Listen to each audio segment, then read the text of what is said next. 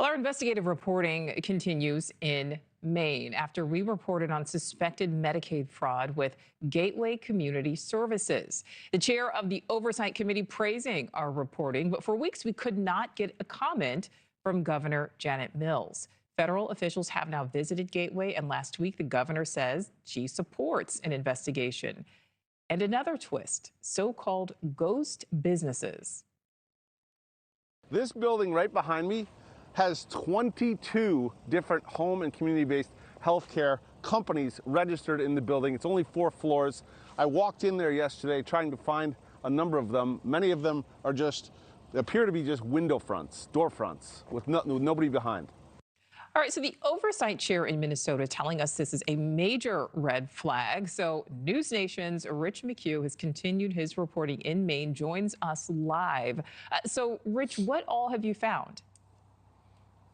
Hi, Nicole. Well, we're finding the same patterns here in Maine that we did find in Minnesota. We were tipped off that it's actually happening here in Portland and in Lewiston, where we are now, that there's these zombie offices, clusters of home healthcare businesses in the same location, which is potentially a red flag for fraud.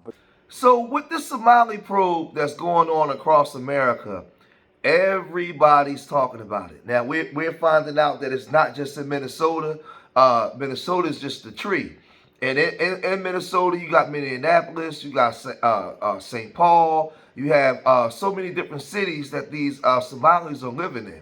But now we're finding out that they have branches all across the country. They got branches in Maine, branches in Columbus, branches in Seattle, and so many other places that's not even being talked about. Now we know that Governor Tim Walz knew about this for a very long time, and they was trying to keep it under the wraps. But once Donald Trump was reelected, he just blew the lid off of everything and just started snitching and saying, start putting these Somali immigrants on notice, removing their protection status. I mean, all hell is breaking loose in Seattle. We know that ICE is unalive, a W woman, a Venezuelan national was also pow. And there's been riots in the streets. Now, because of that, there's a lot of people on a lot of podcasts, black and white, having these conversations. And on the Art of Dialogue, Umar Johnson was up there caping for these Somalis who really don't rock with black Americans, right? But Umar Johnson is a hardcore Prince of Pan-African, the King Kong of consciousness, the pan-scammonism. He's everything, right? He took to the Art of Dialogue and he said this. Somalis in Minnesota, how you feel about the fraud cases? Yes, sir. Wow. First of all, I want to let my Somali African brothers and sisters know that I stand in solidarity with them.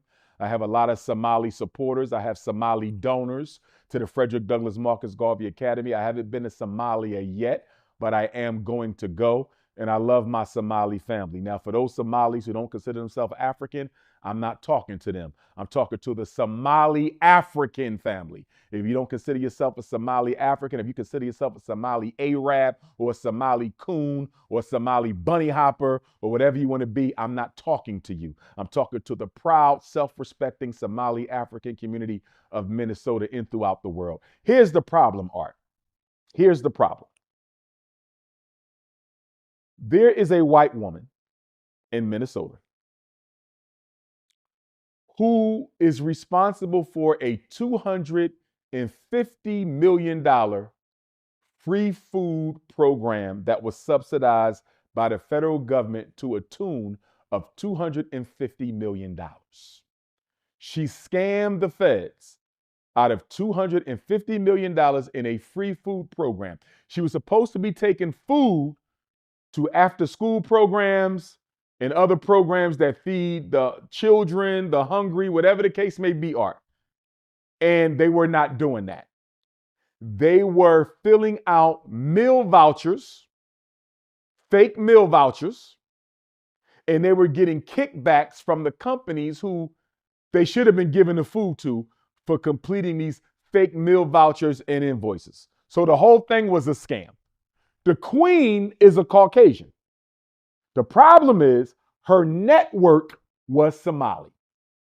75 Somalis, Art, Approximately 75 Somalis were involved in this pyramid scheme scam with the $250 million federal grant. Now, before I told you guys, in order for these Somalis to get this money, the W man and W woman had to sign off for it. We already knew this.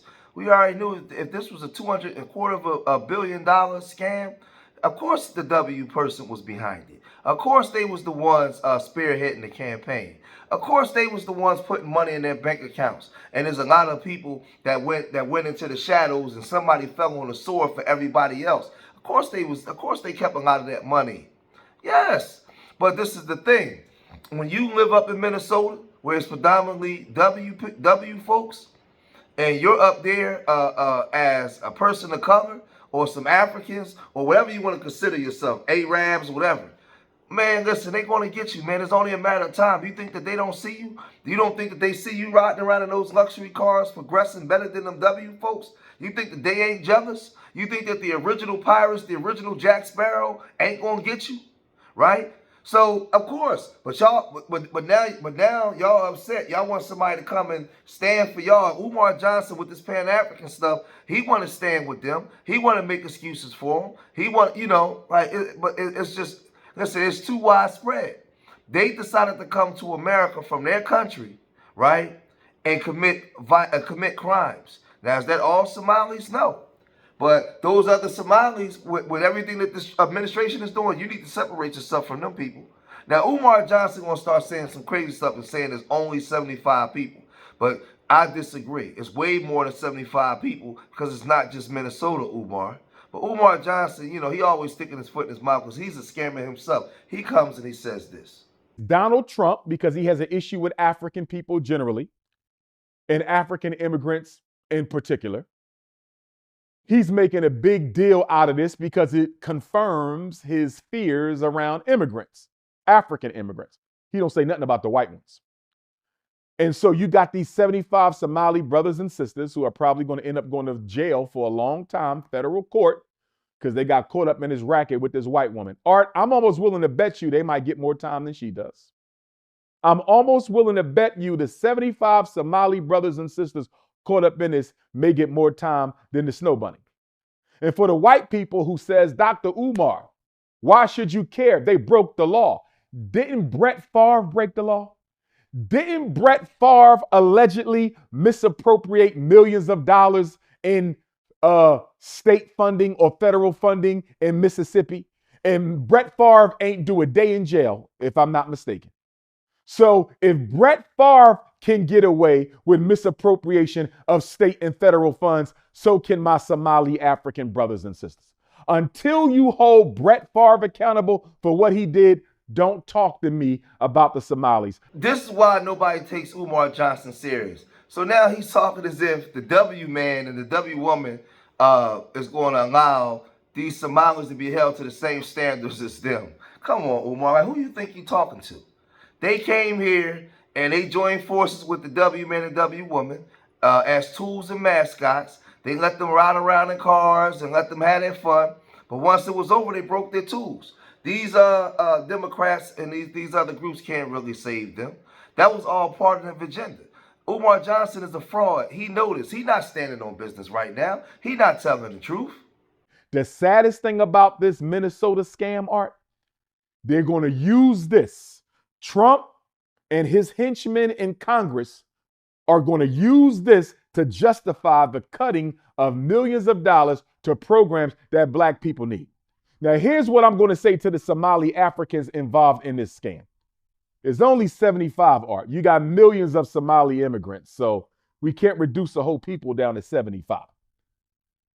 But if I were talking to them, Art, I would ask them one question. What makes you think you're going to get away with this in Minnesota? Minnesota is 76% white. It only has 7% black people. So you're not only scamming federal money, Art, you're scamming it from white folks. You're not in Chicago scamming it from black folks. You're not in Baltimore scamming it from black folks. You're not in Atlanta, Oakland, or Philadelphia scamming it from black folks. You are scamming white people. You're not getting away with that. So that's ridiculous. Now, how Governor Tim Walz didn't catch it, Art, that's crazy. That's crazy. In fact, Art, he's been so embarrassed now that he had to drop out of the governor's race. He's no longer seeking re-election. Remember, he was going to be Kamala Harris's vice president. He was going to be Kamala Harris's vice president when she ran. He dropped out the governor's re-election race altogether, not just because of the $250 million feed the poor, but guess what else, Art? They got an autism scam. This is a separate scam in Minnesota. They got people scamming the money for the autistic kids, Art. Why would you rob from the autistic kids? See, I got a problem with that. Now, if you was scamming Donald Trump or scamming J.D. Vance or something like that, I wouldn't care. But you taking money from populations, Art, vulnerable, disadvantaged populations who need that money. So they got an autism scam, Art. Then they got a homeless scam, Art. 13 people was arrested for scamming money that's supposed to help the elderly and the disabled find housing, Art. So now you robbing from the elders and the disabled. You robbing from the autism. You robbing from the kids who need the food. And guess what? There's still one more scam, Art. The biggest of the 4 scams in Minnesota. Donald Trump alleges that there's a $9 billion child care scam that's currently being investigated, Art. That's because these immigrants don't care nothing about the black people that live here. They don't consider themselves black. They're Somalians. They have their own allegiance to themselves and their people in their country. You think they care about the other black people in America? So you're saying that it's going to stop funding and the Trump administration is going to hold other black communities and black people accountable because of these immigrants, but you keep calling them your Somali brothers, your African brothers? They not acting like your brothers. They not practicing Pan-Africanism, you idiot, right? So now you have this lawmaker over in Ohio, you know, he's calling us out. He's saying we got to suspend all funding. He's saying what you should be saying, you buffoon. Umar Johnson want to still cling on to this Pan-African stuff when these Africans are not coming here practicing Pan-Africanism. Is this an attack on immigrants? This is an attack on fraud here in the state of Ohio and allegations of that fraud being widespread. This Ohio lawmaker making some serious demands on what he calls reports of fraud within publicly funded daycares in Columbus. Video clips targeting Somali-owned daycares in Minnesota and now here are circulating on social media. Our On Your Side investigator Lisa Rontala talks with the state rep who says all of these facilities should be investigated. From Minnesota, I meant to say Quality Learning Center. They spelled learning wrong. To Columbus. You can see that this place is just a total dump. More people are targeting Somali-owned daycares, looking for kids and suggesting fraud. Would you call these video clips allegations or would you call them proof of fraud? That's just an allegation of fraud. Now State Rep Josh Williams, who is running for U.S. Congress, sent this letter to the Ohio Department of Children and Youth, calling for more unannounced inspections and attendance audits of all publicly funded daycares in Ohio. He also wants to pull state and federal funds on the suspicion of fraud, opposed to a charge or conviction. We're saying the funds have to stop until you prove that it is not fraud moving forward. So again, this thing is widespread and it's going on all across the country. It's going on all across the country and it's making people, even your Pan-Africans, have to take notice. They even have to take notice and they have to come out and get out in front of this. They're going to use it to keep African immigrants out of this country. They're going to use it to intensify deportation of African people, whether they are from Somalia, the Caribbean, or anywhere else. So those 75 Art, I'm not going to beat them up, but what y'all did was wrong. You stole from the needy, you stole from the disadvantaged, and y'all had no right to do that. And that white woman had no right to do it. But she's a privileged white woman. She's a privileged white woman. She's going to get a break.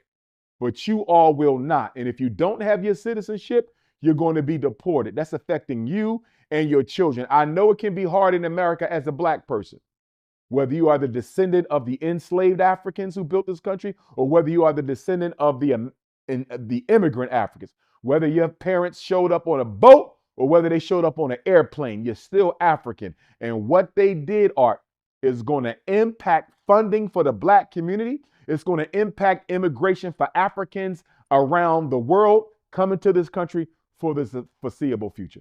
They did not do us a service at all. This is bad. So if they're the group that's going to disrupt funding, right, and they came here as immigrants, and then for you to even compare our experiences the same in America as theirs, it don't matter if they came on boats or they came on a plane. Like, are you serious? Like, dude, you do not need to be speaking for the group. You are a detriment. You are a detriment. You are here as a man who promised to get something going. You don't got the school going. You ain't got nobody. Where's the Pan-Africans? How come the Pan-Africans haven't built you the school yet?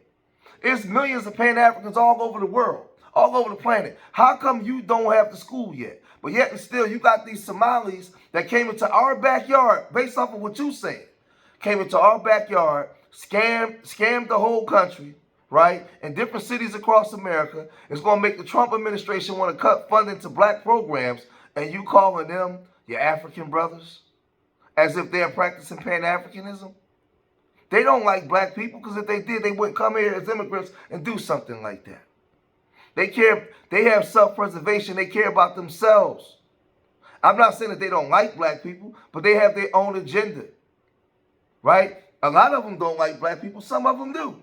But regardless of whether you like me or not, they have their own agenda separate from my agenda. But me as an FBA have nothing to do with the Somalis got going on. Somalis come here strictly to make money to send it back to their country and to take care of their people.